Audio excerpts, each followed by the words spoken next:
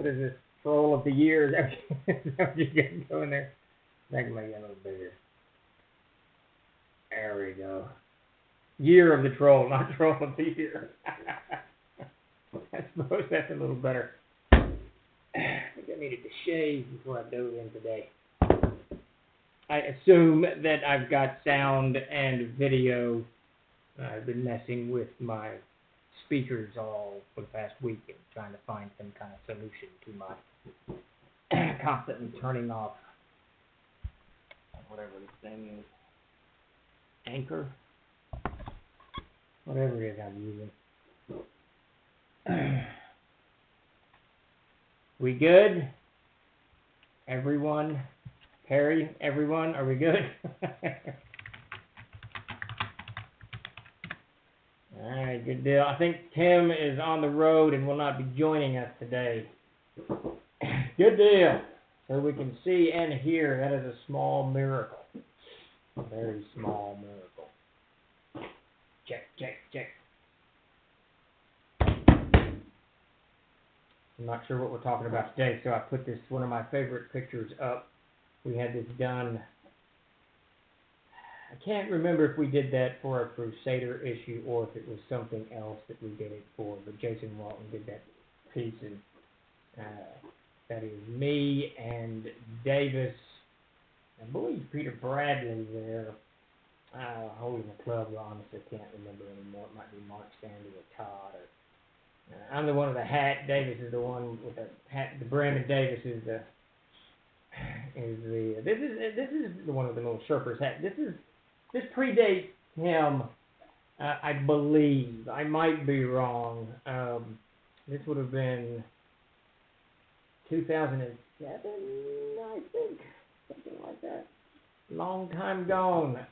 We'll try to zoom in on that and see if I can remember who those. Todd would have been with us.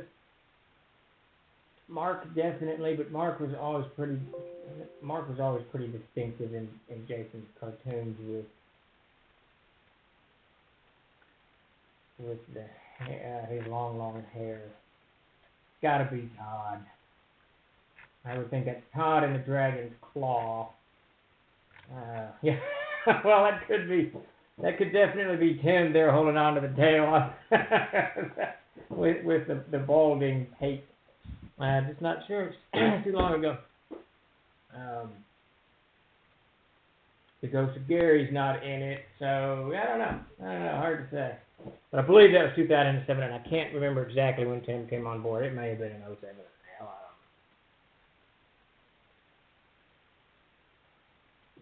Yeah, they have told me that I need to announce that somewhere around at like 1:45 or something, we're doing a $20 coupon giveaway for the store, which is fortuitous. We just released 5th edition's Adventures Dragons of Erd, which of course already appears in the Monsters and Treasures of Erd book, but now it's available in 5th edition format, which is kind of a precursor for what's coming hopefully early this year. Man, we're already through early this year, aren't we? At some point this year is 5th edition Monsters and Treasures of Erd. Obviously, the Player's Guide to Erd has already been released for the 5th edition, and it's people are loving it. And the Codex, of course, is system neutral. And now to round that trilogy out, we'll do the Monster book. Get that out for 5th edition folks too. Spread it all around. How's it going, Big and Whiffle? Welcome to TROLLZAH. There we go. We need a train. Man, that's what I haven't done for a Christmas card. You know, every year we do a Christmas card. It's got a different theme on it.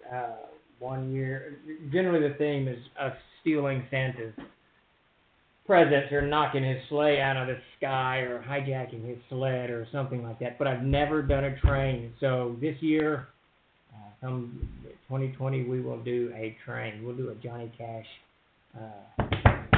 homage and do a train for the Troll Lord Christmas card. I better make a note of that, or I will definitely forget that. I need to get Jason on it now. We'll do Xmas card train. Yeah. Sweet. All aboard the crazy train. Yeah. That would definitely be Troll Lord Games. There is no doubt. A Troll Lord Christmas quilt. That would be pure awesome. If we could take each of those Christmas cards, he started those in 2003.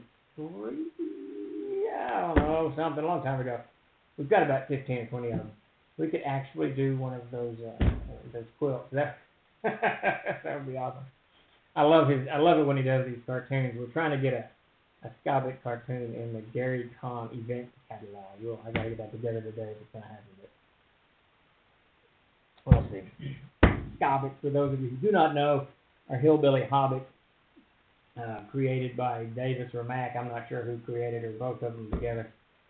We did a little short cartoon of them in the Crusader magazine years and years ago. And I was telling Luke about them. Luke Gygax, he was cracking up so much.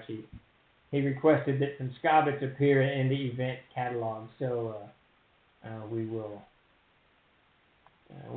endeavor to make that happen. But, you remember them, Babushki? Yeah. Those things, they were okay. I was reading them yesterday. They needed to be a little bit clear. The cartoons were really good, but the writing, I wrote those, and the writing was a little off. It needed to fit what was the action somewhat better. So I'll give Jason some scenarios today, and he said he could have them to me by Thursday, and then I'll write some text for him. That's what I'll shoot for. It's somehow going to include Johnny Law. Years ago, there was some land and water disputes in my family up in the northern part of the state. Matt Golden, who was in private practice at the time, and of course you know from co-creating Castles and Crusades and a whole bunch of other stuff around here. Presently, he is editing Memorial Tomb for Ernie and Benoit, but he's a practicing attorney, of course. And we hired him to represent the family, and the lawyer that he was up against was, I can't remember his actual name, but he emailed him to Johnny Law. So there's going to be a Johnny Law 𝚃𝚘𝚕𝚕 here pretty soon. we're gonna weave all that. We're gonna weave all that together and try to get it in the event catalog next month. Yeah, that's like 6 weeks out. We're like 6 weeks out. We're trying to get Daxmore to the event and Amazing Adventures 5th edition. No. Amazing Adventures 5E. So with a little bit of luck, we'll have both of those books at the Gary Con. We are doing the absolute final wrap-up on Amazing Adventures today, maybe tomorrow, but I'm hoping to have it all done by close of business today. We got about 14 pages of edits to put in, and then there's a little issue with layering, text layering on the pages I want to fix. So it just depends on how quickly Peter and I can dissect that, tear it all to pieces, and reassemble it. Shouldn't take too long, so I'm hoping to have that actually headed to the printers this week, and done the PDF to backers by tomorrow, and blah, blah, blah, blah. Yeah, March 26th, that's Gary Con, so we need about 3 to 4 weeks to print these things, and of course we need to be servicing the Kickstarters before we offer them for sale anywhere. So we'll definitely have to have a little bit of wiggle room to begin shipping stuff out, even as we're standing up there slinging books at people. It's getting kind of tight. Don't know I'm going to make it, and I'm not going to rush it. I'm not going to put out a book that I'm not happy with. It's not a Gary Con. It's not a Gary Con, but a little bit of luck. We'll make something happen. So I think we've kind of burned through 9 or 10 minutes. Let people wander in and jabber in. As always, what we're doing is setting up Tuesday's discussion, not so much as a how-to RPG type stuff. We're doing that really on Thursdays and now on Wednesdays with him, and we've turned Tuesdays. I think we're going to keep it in this format where we're just kind of all of us sitting around jibber-jabbering. Any questions you have for me about the company, about products, about things that are going on in the industry. We had some pretty big shake-up this week in some of the part of the community. Just lots of stuff that we can discuss. So any questions that you have, any comments, I'll field them as best as I can. Being a insider, yeah, that's what I am. I know like 6 people, so as much of an insider as I am. But definitely ask any questions about that, the ongoing Kickstarters and planned Kickstarters and whatnot. And the thing that is uppermost on my mind, I put a picture up, is that sucker right there, the Castle Keeper's Guide. Oh, Rhino, there were some, one of the, I don't even think he's a designer, I'm not sure, one of the community members put some pretty horribly racist stuff up on his Facebook page, and it's caused ripples through. I don't understand the thought process. I don't understand it. Has nothing to do with Troll Lord games, but we're I don't know, we're living really strange times where, I don't know, where you're just so public with it. This isn't, I don't know, it's very strange. But, so that's just caused a few heads to knock and a bunch of more discussion about stuff that's not games. So, in the olden times, we kept our opinions to ourselves, especially if it's a dumbass opinion, you should just keep it to yourself. So,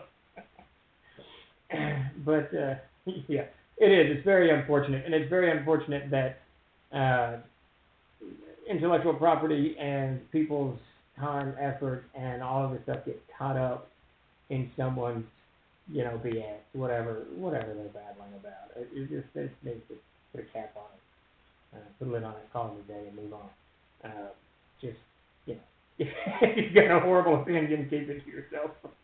It's one reason we tried. We talk every week. Every week we talk at the Thursday night game about live streaming our game.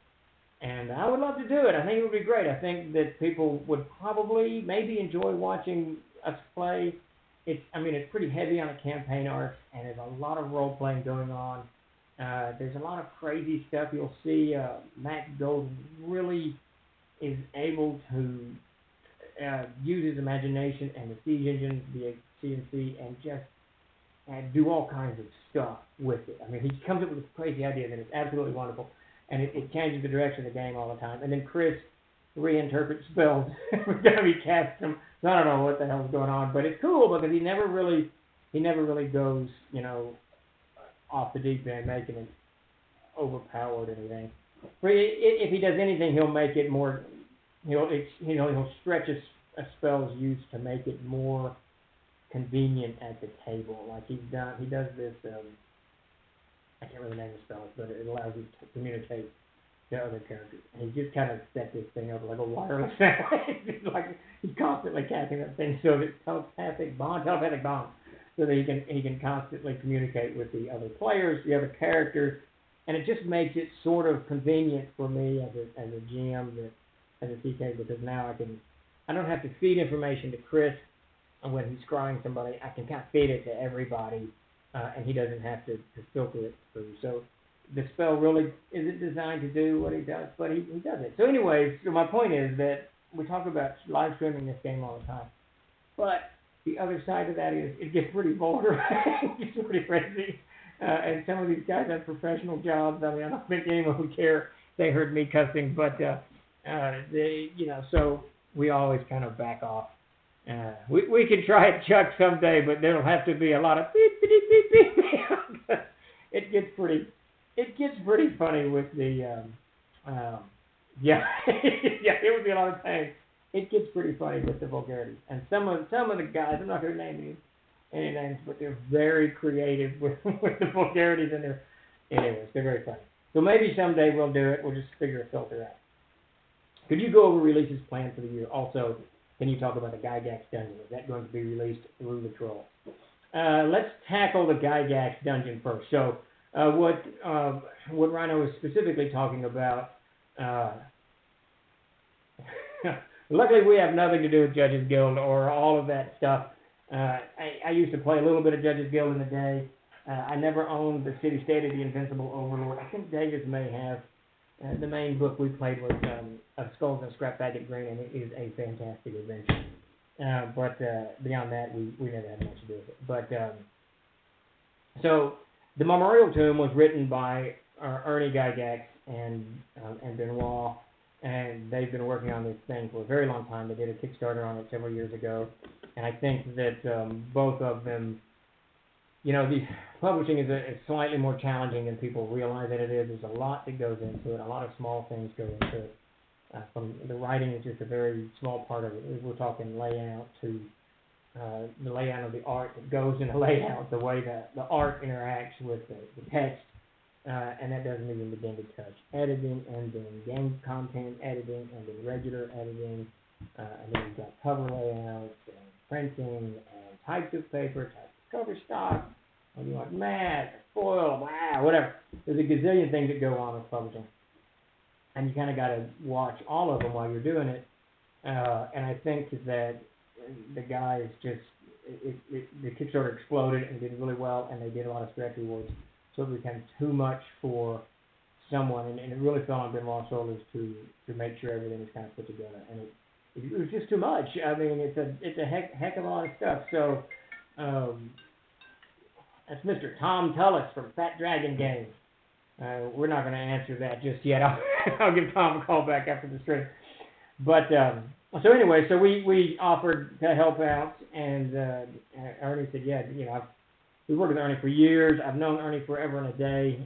Met him through his dad, and Ernie and I have been very good friends for 2 decades now. Drinking buddies, eating buddies, the whole 9 yards. And so when we offered, he said, yeah, please do. And we jumped in. So where we are right now on the Memorial Tomb is, it's in editing. Benoit sent the manuscript over to me, the main manuscript. It's in editing. All the art is in. The maps are in. This is for the main manuscript. There's still some bits and pieces to do, I think, for the stretch rewards. And my primary focus, TLG's primary focus, is not the stretch rewards. Our primary focus is to get that book done. Stretch rewards are cool, and we're going to get to them. And everybody's going to get. I'm pretty sure we can make everything happen. But the primary goal is to get that primary product done and out. And as for publication, it probably will be a TLG. I think they have their own publishing and print. I really haven't explored it that far. We're almost definitely going to print it for them because we do that in-house, of course. And then after that, if they want, we'll be more than happy to distribute it through our networks. And I think that's probably where we'll end up. So you'll see it for sale in our store, and you'll see it for sale through our distribution channel. It used to be Impressions, now it's Flat River Group. Impressions is a subsidiary of Flat River Group? No, a branch? I don't know. Wing? I don't know, whatever. Flat River Group bought Impressions. So Impressions is our consolidator. Flat River Group is a distributor, so they will now, however that goes, you will see them popping up in stores and on Amazon through us, I suspect. If they don't want to go that route, that's fine by me. We'll get them set up however they want us to do.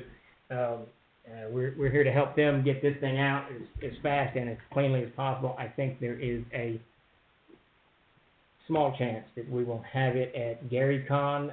I don't know if it'll be for sale, but we'll definitely have, I think, there's a small chance that we'll definitely have a mock-up of the book. We might have the book, but we're pushing it. We're down to 5 weeks in the wire, so it was written in the scroll. At the outside the Starship Board, and have Trolls thought of releasing their own version of Trolls Inspect. Absolutely. Now I'm going to get to that in just a second. So let me give you a quick rundown. The second part to your question, Rhino, was what our releases are for the year.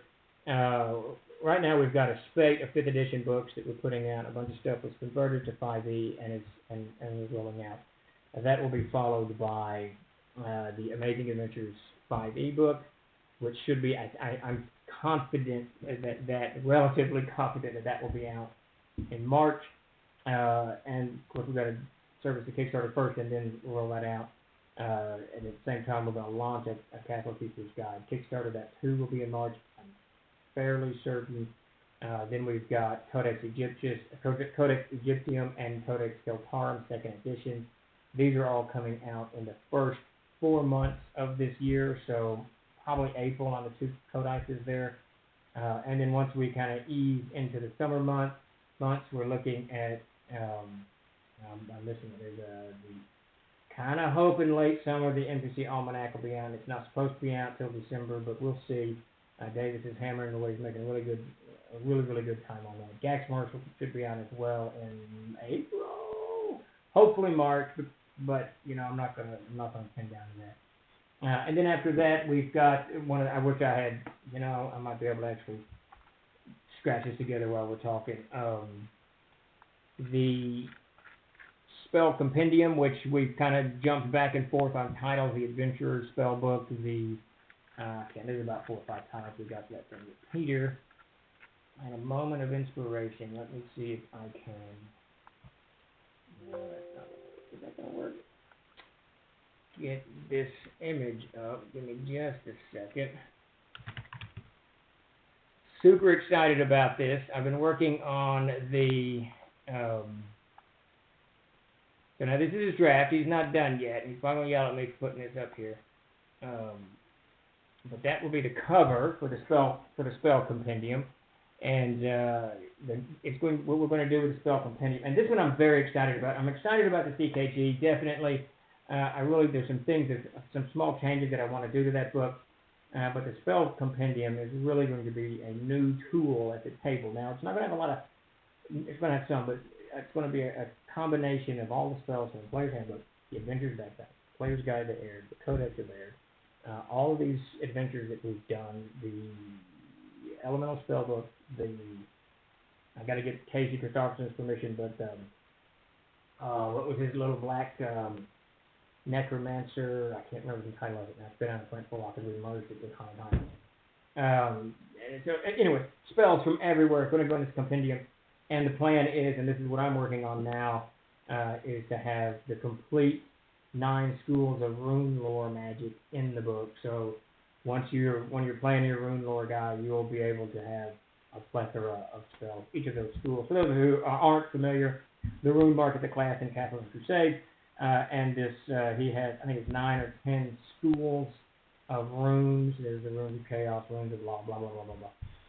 And each of these schools will be fleshed out. And we've done the blood runes and the winter runes and something else. But all of that will go into this book. So super excited about the spell compendium book because it'll be just a really, really, really very needed and useful tool for players at the table. It's too much looking through too many books at this point. Way too much looking at too many books. Yeah, it's going to be big. Right now, I'm thinking no art. I'm just no art. I want all spells. The art, will consume too much space. So I'm looking at that cover and just a gigantic list of spells after that and everything else. Yes, the Black Libram of Nattertus. That was it. Fantastic book that 𝚃𝚘𝚘𝚕𝚔 did.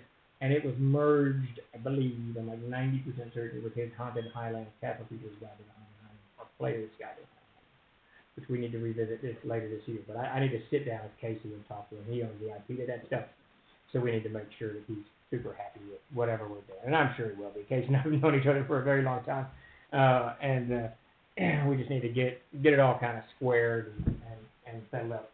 So then after that, we've got the big thing for, and I don't know, the releases this year will be the Kickstarters that we do early this year, the Catholic Teacher's Guide, the Spell Compendium, and then we're going to be plunging into the Planescape Alcstrad and the Planescape book and of Gods and Monsters. All of these things in the second and third quarter will take all of our attention, and I really want, if humanly possible, to get them out this year. Some of it's quite a bit done. The of Gods and Monsters, there's a lot done on that. Planescape less so. Alcstrad, it's here, and I've got notes for each level, and Peter's working on trying to get 5 levels done at a time so that we can have, ramps and staircases and all that crap that goes up and down. It's a 21 level dungeon, something like that. There was another question. Manual of Magic, Mysteries, Mysticism. I love the title for the Adventurer's Backpack. I really do. It's one of my favorite titles. It's a little bit cumbersome, but I just like it. And I'm thinking along those lines. The Adventurer's Spellbook, I think, was the original concept for it. But we'll see as we dive into that. All right, so there was a question. Do you think that the digital only will eventually become a reality in the RPG industry? No, absolutely not. We did, it's funny because I'm all over that discussion. I think we've talked before when PDFs first were becoming a thing. So this is 05? I don't know, 06, whatever. 03 something. I remember that John Mathis, who owned, anyways, whoever owned, the fellow who owned RPG Now, he came to me and he pitched this idea. I was like, that's crazy. There's no gamer's right mind going to want a PDF, read it on his old computer. It's not going to happen. But this is pre-iPhones and all that stuff. We're on flip phones, I guess, at the time. And I didn't even have a flip phone. And I was, of course, clearly wrong on that. It just didn't happen. I mean, it did happen. People went to the PDFs about a year and a half, 2 years later. I joined that bandwagon, and we've gone down that road ever since. And a lot of people purchase PDFs. We've seen up to 20-odd% of our revenue comes from PDF sales, both in off-site and on our site, which is pretty stout, you know, and it grows all the time. But we've seen no slowing down in the actual physical books. And I think at the end of the day, people are like myself. I use PDFs in the Codex of Error the most because there's so many things I need to find, and the index in that book is subpar at that. So that will be fixed in the third printing of the Codex. But you can go into a PDF. Obviously, the word search is fine. You can go. But there's something about, I don't know, the books just seem to be here at least for a while. Now, younger generations, the Z guys, the Zaps, whatever, Zoomers, whatever, Generation Z, it may be different for them. They're very used to playing on, on the computer and whatnot. But I can tell you this, I run a couple of groups of very young people and college and high school people, and none of them use their phones, and they all just use books. They pull their books out and their dice out. So I think there's something. It's like Monopoly. Some people prefer this, some people prefer that, but my gut's telling me that there's no reason that one's going to push out the other, or vice versa. People are just going to settle into these are tools that we use. Sometimes I like this, sometimes I like this, and that's the way it's going to be. Now, as we go into World Anvil and virtual tabletop and all that stuff, it'll change a little bit, but I don't know. I think at the end of the day, people are going to go, some are going to use hardcovers. And I do think you'll see books survive for long, many, many, many centuries, even as they go, maybe paperbacks will be phased out, but hardcover books and whatnot. It's an art, and people make these things, and people like them. So I don't think it will happen. Let's see, I think I missed a question in there. When are we going to see the Adventurer's Backpack 2 Electric Boogaloo? I don't know.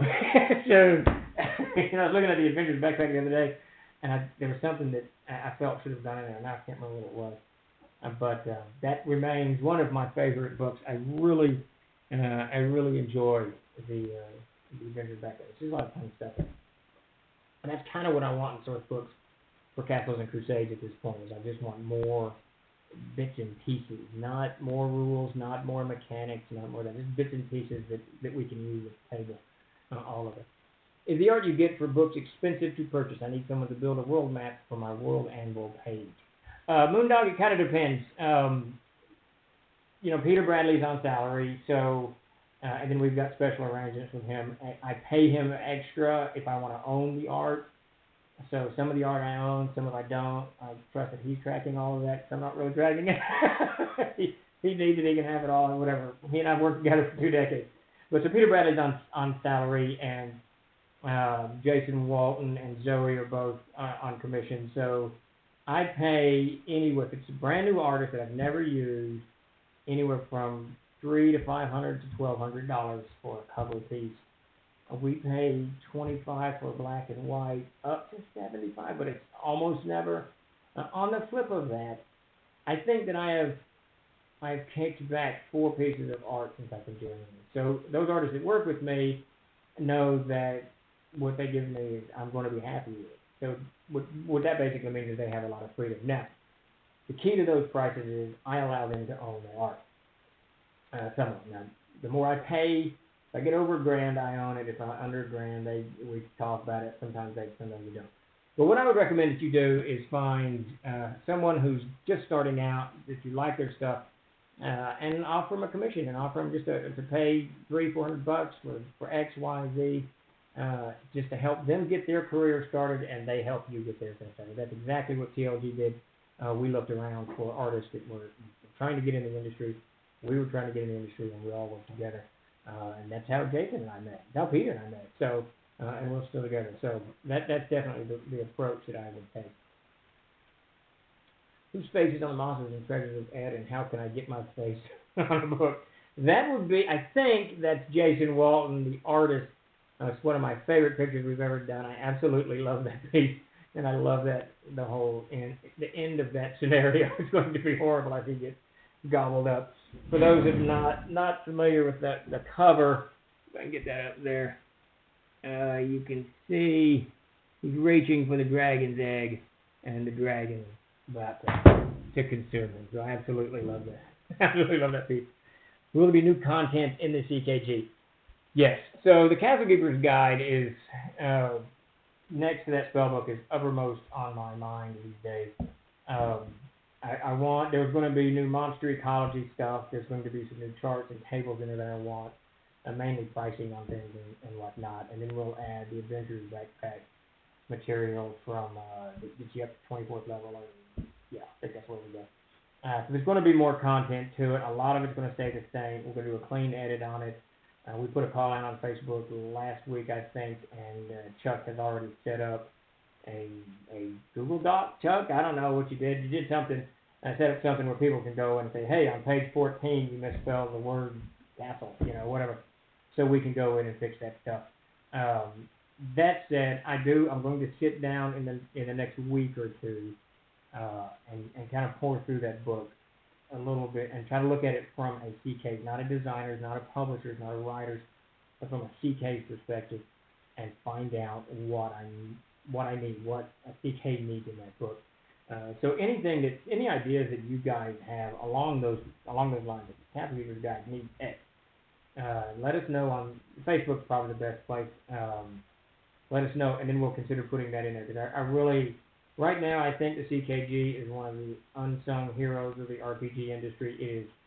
It is jam-packed with information. We had 8 or 9 designers on that thing, writers, and lots of insanely good ideas. A ton of stuff went into that book, and it's a great toolkit for everybody. So anything that you can think of that we missed, just definitely let us know. I know that and Davis just Skyped me. I know one of the things I want to do is price charts. Like I talked last week, I want to know as a CK how much it's going to cost for a character to rent passage on a boat. I don't want to have to think about it. I don't want to. It's going to be in this chart, in that boating chart, and I want it there so that everybody can just use it. That's definitely what I want. Did I miss any questions in there? Let's see. Epi. Alchemy items, very cool. Epi, that's a great idea. Hey, and I want to do a shout out. Epi, I'm not sure if you can put a link up for this, but so we released the Castles and Crusades. I forgot the name of the game. We released the CNC white box set a couple of weeks ago. It's a fantastic thing. Check it out, whatever. But it's got itty bitty little character sheets in it that unless you're got tiny little hands, it's going to be difficult to fill the character sheet out. Epi here, EpiCam 1981, who was hosting the Troll Nerd Chat, is that right? Friday night. Epi created this really great, this fantastic character reference sheet. It's actually usable. It's built for the white box set, and you can actually see what you write down on it. It's absolutely fantastic. So definitely check that out. And Epi, if you can put up a link. Is that the link for it? I don't know.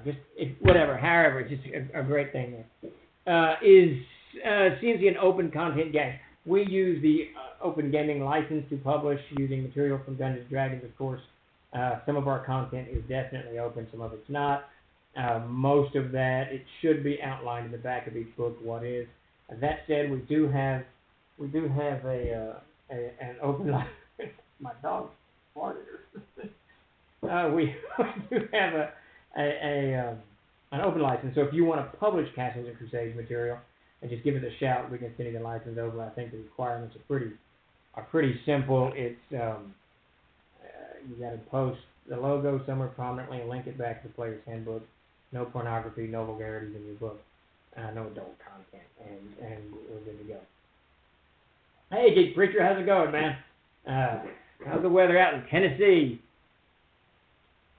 Yeah, okay, so Epi says you can find them on the Facebook group and the Discord server. Fantastic character sheets. There they are there. Really, so if you got the white box, definitely Get the get the proper size character sheet that will serve you far better. Epi did a fantastic job on that. Davis is asking me what city the Heart of Glass takes place in. He is writing a series of adventures based in and around the Blacktooth Ridge. It's kind of a continuing Blacktooth Ridge thing. We just purchased a bunch of covers for those, and you should see the first one that was out in March, I believe. We're kind of waiting for the finals from the artist, and then we can kind of roll these things out. But cold and wet, yeah, we got dry skies here in Florida. I don't know. Good stuff. All right, well, good deal. Any other questions? We've got a few Kickstarters rolling around, and a whole bunch of. Oh, I missed one. What are you going to be running at GaryCon? Derek, I'm going to do my standard 20-odd person adventure back in the Mortality of Grain. I can't remember what it is, but it's no doubt going to be people lost in the woods trying to get out, probably carrying treasure. I'm going to think about shaking it up this year and actually starting it with a huge battle where they have to get the treasure. Normally I start it where they have the treasure and have to get it out. The one year I just did, they were on a boat and we're just going down the Mispangers, but yeah, good stuff. So definitely, yeah, that's like those. you know the drill. Lost in the Darkenfall. Once I did outside the Darkenfall, the game just didn't go well, so not doing that again. Just staying at home in the Darkenfall. And then we've got quite a few panels. We've got working with the Gygaxes, Troll Lord then, now, and in the future, and Jim's Tricks of the Trade will be doing that panel as well. Oh yeah, college is here. I got 2 in college now too, so off and doing all that. I feel excellent. It's good to see you coming to GaryCon. I know you're out west now, so I didn't know if you were going to make it, Douglas, but I'm glad you're going to make it. Love seeing you there at the best little con in this con. All respect to Game Hall. I still love Game Hall too, but GaryCon is kind of troll home, so it's where we belong. But yeah, GaryCon. If you're going to go to a convention, GaryCon is definitely going to be on there. I love the whole. It's just really good stuff. But yeah. So any other questions about anything? Hit me up. The best little con. There you go. Isn't that like the best little something somewhere? Oh wait, the best little whorehouse in Texas. That was a movie. That's what I'm thinking of. Probably shouldn't equate that with GaryCon in any way, shape, or form. Had Dolly Parton in it, if I recall. A long time gone. That's true, you would not. We all got to plug GaryCon. So I think it plugs. I think everyone knows what it is at this point. But that's good stuff. And good stuff.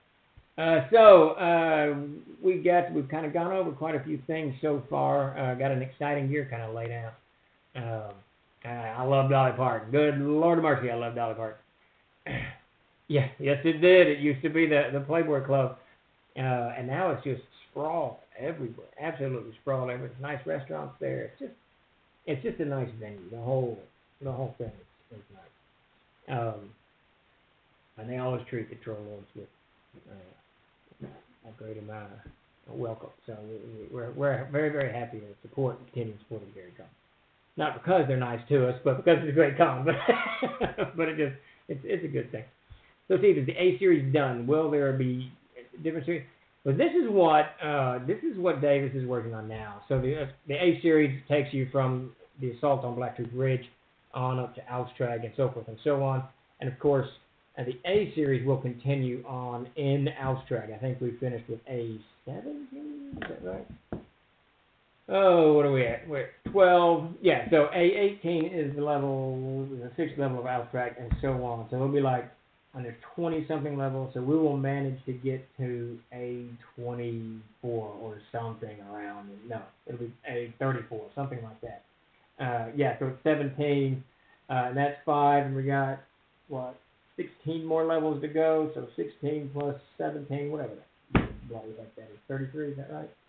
So there'll be at least A34, and probably A35, because 34 will be the areas at the top, and 35 will be one bigger thing for the dungeons underneath it. 8 levels of dungeons underneath Abstract. So we're looking at probably 35 adventures in that series. And Davis is presently working on a spin-off from the Blacktooth Ridge region right now. And he's got 4 short adventures put together. So we'll see kind of a corollary series kind of pop off on that. So, that's funny you should say that, Douglas. I remember when we were working with Gary on Castle Zagig, I put in some promotional material. We had contracts in place, and he had given me kind of an outline, and I knew where we were going and what we were working on. And I want to say right now, I'm probably going to mess this up, but I want to say there's 17 levels that we were talking about. But however many it was, I remember I posted it somewhere on a message board or in an advertisement or something. Man, did he shoot me an email.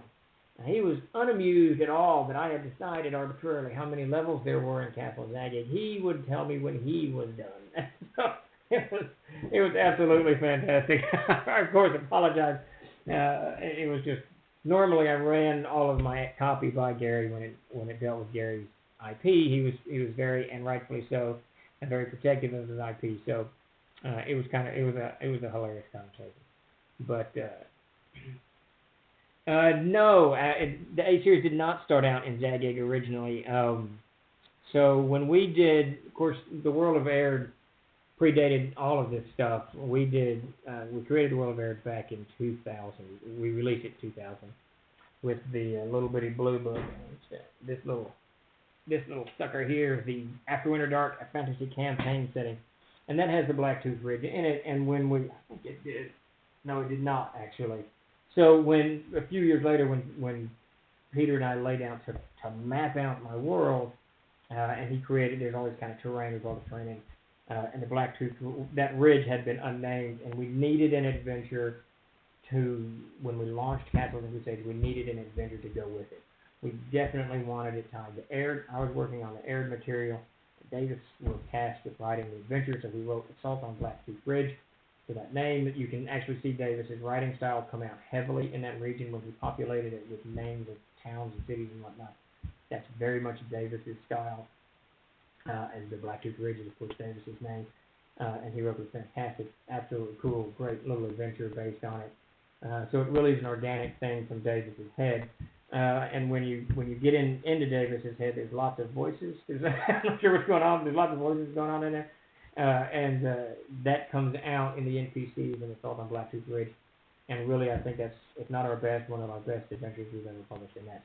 So it kind of was created organically on its own, as Davis just put it together. What else do you?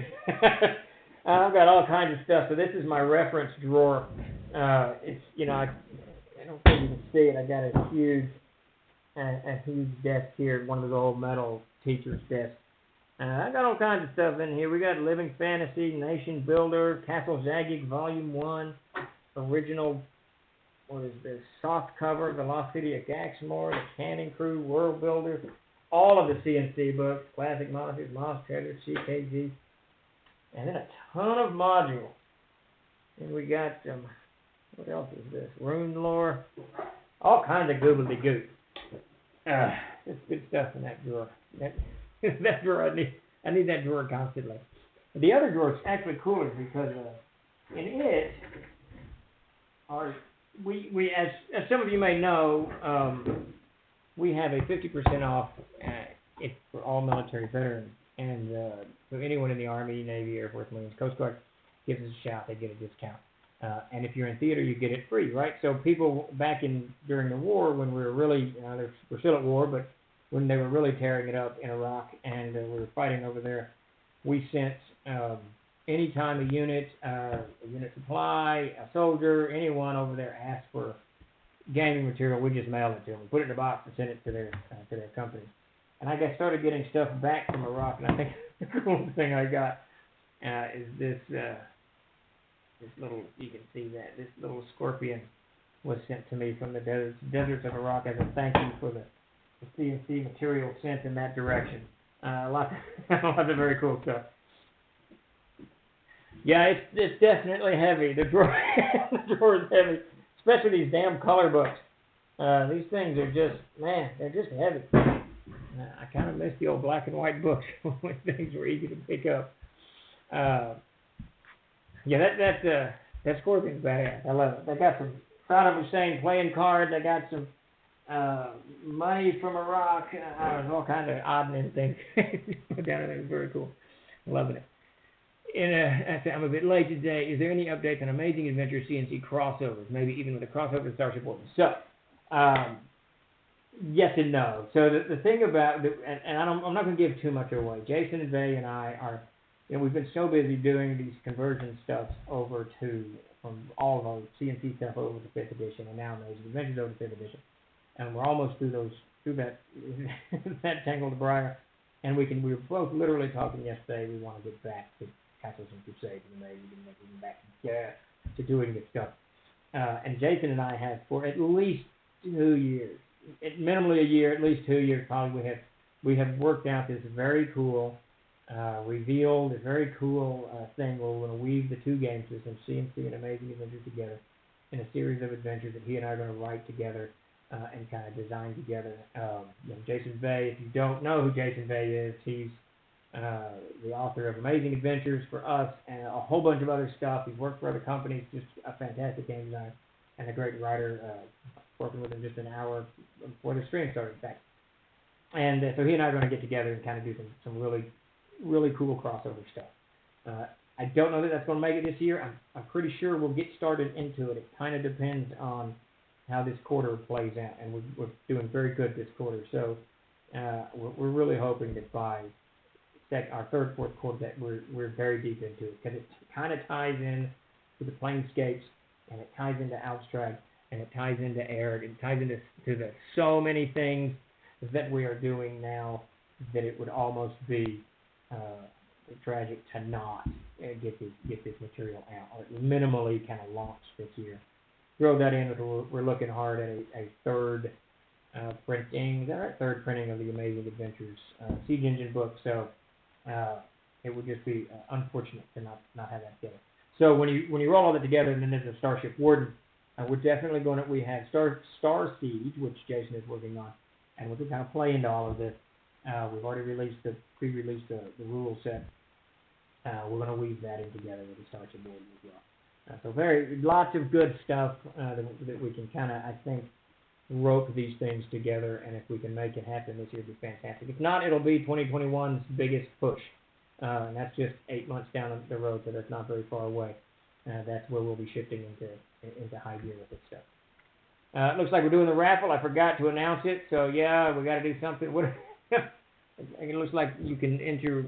Okay, to join the raffle, you have to type !raffle. Today is a $20 off coupon, I believe, for everything for anything in the store.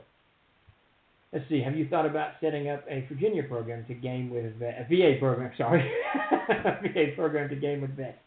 We've looked at that a little bit. We worked with this one guy a very, very little bit. Sent him a bunch of product support material. I can't remember his name. He's on Facebook with James Rivera. I can't remember what his site is. But we'd be more than happy to look at anything like that. I know that it's one of those, and I'm not going to get off on a tangent, but people don't realize that soldiers, we're still at war, we still have soldiers in Iraq, Syria, Afghanistan. These guys are going over there all the time, and no one even pays any attention, remarks on it. We don't have any idea that these guys are in it all the time. So. And it's difficult enough to do that. It makes it even harder when people at home don't remember it and don't even recognize it. So, yeah, anything, yeah, we would absolutely love to do something like that. Absolutely. Yeah, as you may or may know, I'm a veteran. Davis is a veteran. My brother's a veteran. My dad was a veteran. There's a whole bunch of veterans here and about in the company. So, good stuff. I think we're still doing the raffle. Did I miss any questions? I felt like I missed something in there. Do we have any adventures set in a jungle coastal setting? Let me think for a second. I don't. That would definitely be Davis's area. But Isaiah's got no jungles. It's temperate, and he's been working on that. Off the top of my head, I don't I do not believe that we do. We really need to fix that. We really, really, really, really need to have more adventures out. When I looked at last year's releases, I was stunned that we had. I don't think we had more than 2 or 3, if even that. We did the Hangman at the end of the year. Very, very disappointing in our adventure release last year. So we're ratcheting that up. Jungle Troll Fever. There you go. I swear there's something, but it wouldn't be any Brian Young's. I'm looking in that direction because we're stacked of stuff. I can see the Melvin the picker in there. But I don't think so. I don't think we have any Jungle Adventures, and that is tragic. Very, very tragic. Inclunad.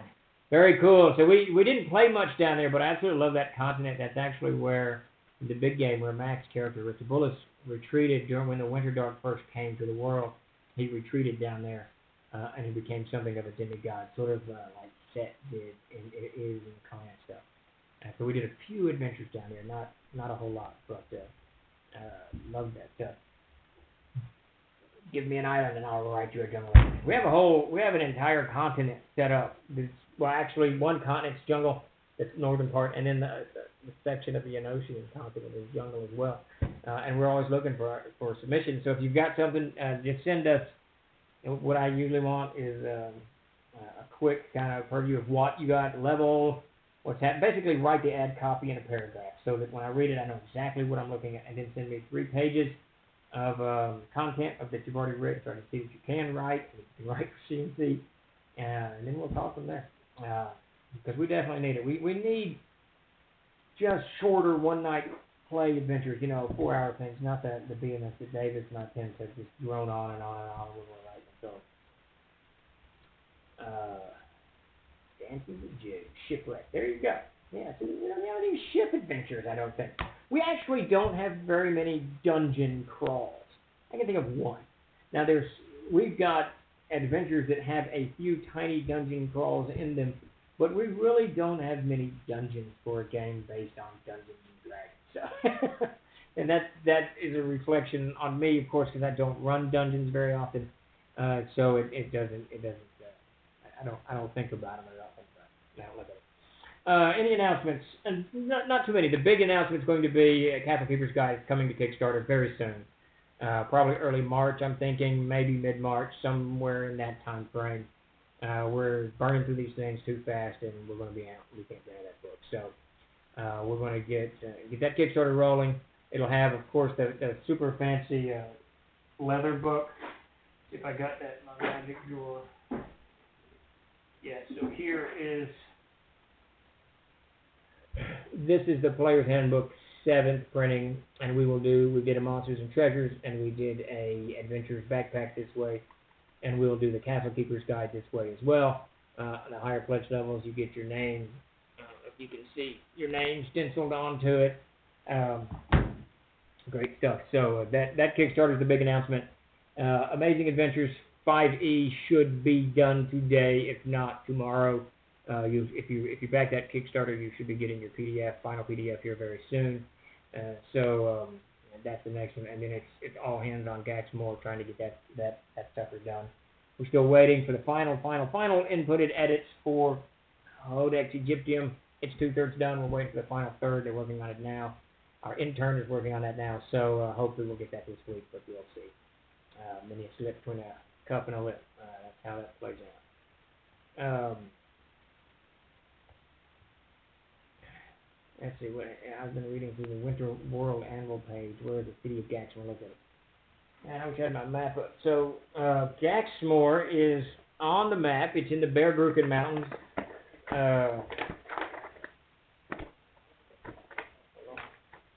Looking at the map. Let's see if I can figure out how this camera actually works. If you look at the massif there, Gaxmore is going to be, where is it? Gaxmore is right there. And we'll do of course, even the 5e version, we're going to do a little setup for where to place Gaxmore, where it is placed actually in the world, but definitely in there. Willie the Rat on vacation. Nice. I wouldn't mind being down there. I'm assuming it's warm down there. It's awful cold up here, and it's not even that cold, and I'm cold. I just don't handle the winter. The winter where I'm getting old and crotchety. We'll move to Key West one of these days. Just wear a flip-flop fall,